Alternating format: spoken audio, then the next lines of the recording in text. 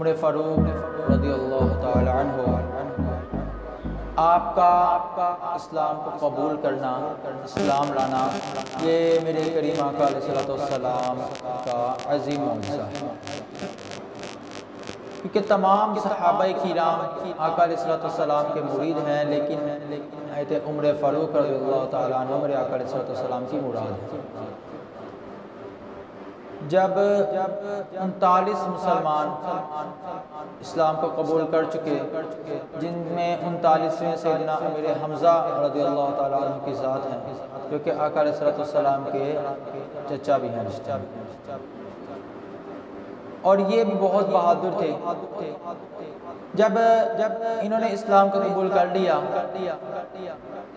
تو میرے کریم آقا علیہ الصلوۃ والسلام نے خالق کائنات کی بارگاہ میں دعا کے لیے ہاتھ بلند کر دیے۔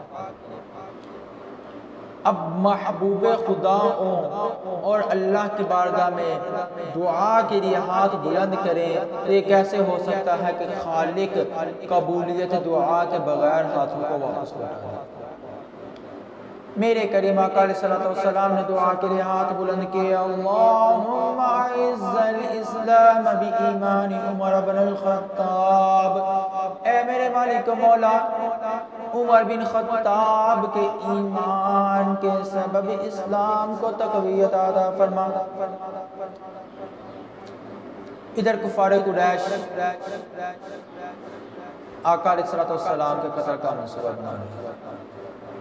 ان کا لیڈر ابو جہل، جو کہ اس اجلاس کی نمائندگی کر رہا تھا، اور اس میٹنگ میں عمر بن خطاب رضی اللہ عنہ کہ آپ بہت ہی بہادر تھے، تو آپ رضی اللہ تعالی عنہ قبل اسلام کے عمر بن خطاب کے نام سے جانا جاتے تھے۔ ابو جہل نے یہ ڈیوٹی آپ کے سپرد کی کہ کل تم معاذ اللہ علیہ السلام کا قتل کرو گے اور اسلام تے بڑھتے ہوئے اس سورج کو ہمیشہ کے لیے غروب کر دو گے۔ روایات میں آتا ہے کہ عمر فاروق رضی اللہ تعالیٰ عنہ صبح جب آقا علیہ السلام کے قتل کے ارادے سے باہر نکلے تو ایک عجیب و غریب واقعہ آپ کے ساتھ پیش آیا۔ آپ نے دیکھا ایک گائے کا چھوٹا سا بچہ، اس کو کفار کے کچھ لڑکے پکڑ رہے ہیں لیکن وہ پکڑا نہیں جا رہا۔ آپ نے کہا رہے کیا ہو گیا، ایک چھوٹا سا گائے کا بچڑا تم سے نہیں پکڑا جا رہا۔ آپ نے اسے ایک مرتبہ پکڑا لیکن وہ اتنا پھرتیلا تھا کہ وہ اپنے آپ کو چھڑا کے بھاگ گیا۔ آپ نے پھر دوبارہ اسے پکڑا، پھر اپنے آپ کو چھڑا کے بھاگ گیا۔ جب تیسری مرتبہ اس بچڑے کو پکڑا تو اس نے اللہ کی بارگاہ میں دعا کی کہ میرے مالک و مولا مجھے قوت گویائی عطا فرما، اور کہنے لگا مجھ پہ تو قابو پا نہیں سکتے تو خالق خداوند کے عظیم محبوب کو جو تم قتل کے ارادے سے جا رہے ہو ان پہ کیسے قابو پا سکتے؟ بڑا حیران ہوئے۔ اب جب آگے چلے تو آقا علیہ السلام کے صحابی سیدنا ابو نعیم رضی اللہ تعالیٰ عنہ آپ سے ملاقات کی، پوچھا اے عمر کہاں جا رہے ہو، ارادے کچھ اچھے نہیں لگتے۔ کہا کہ آج میں تمہارے نبی محمد صلی اللہ علیہ وسلم کا قتل کرنے جا رہا ہوں۔ تو ابو نعیم رضی اللہ تعالیٰ عنہ فرمایا اس طرف بعد میں جانا، پہلے اپنے گھر کی طرف دیکھ لو، تمہاری بہن تمہارے بہنوئی تمہارا بھائی ایمان قبول کر چکا۔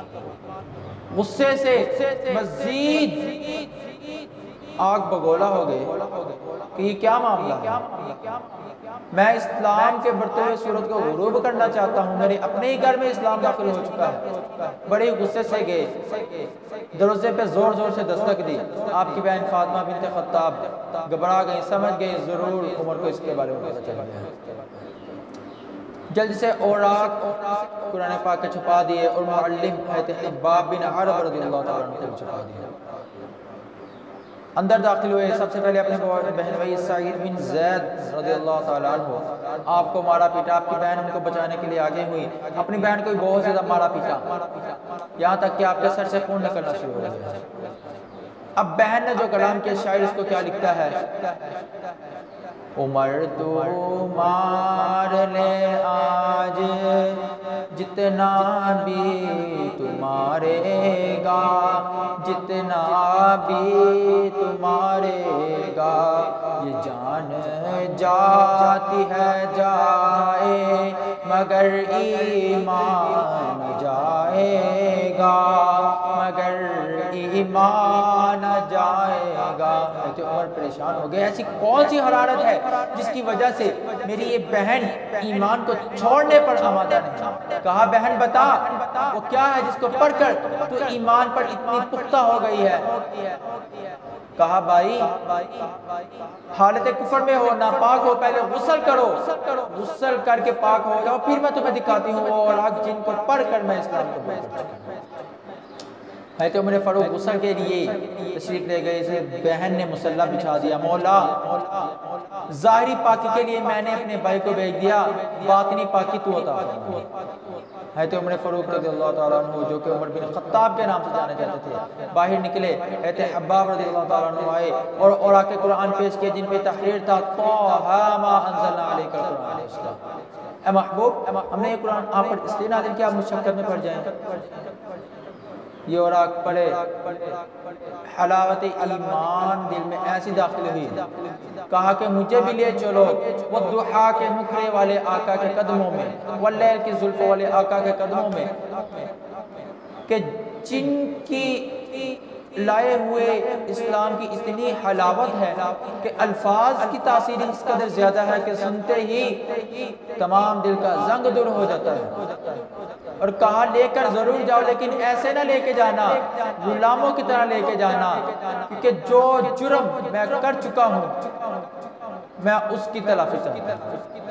چنانچہ حباب رضی اللہ تعالیٰ عنہ کے ساتھ دار ارقم کی طرف تشریف لے گئے، جہاں مسلمانوں کا چھوٹا سا قافلہ چھپ کر کفار سے عبادات کو سر انجام دیتا ہے۔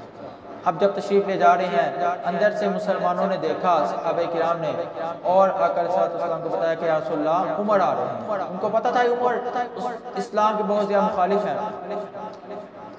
اب جب دار ارقم کی طرف تشریف لا رہے تھے، امیر حمزہ رضی اللہ تعالیٰ عنہ نے فرمایا کہ کوئی بات نہیں، آتے ہیں تو آنے دو، اگر تو تائب ہو کر آئیں گے قبول اسلام کے لیے تو ٹھیک ہے، وگرنہ عمر کی تلوار سے ہی عمر کے گردن کو اڑا دیں۔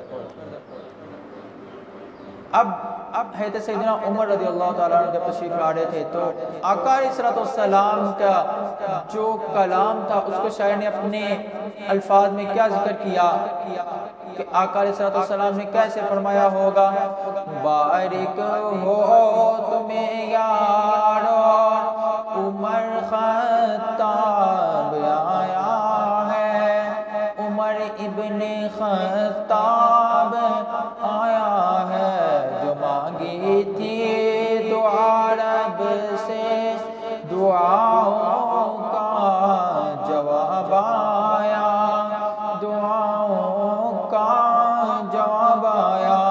کیا آقا علیہ السلام کو پتا تھا میرا خالق کبھی میری مانگی ہوئی دعاؤں کا رد نہیں کرنے گا۔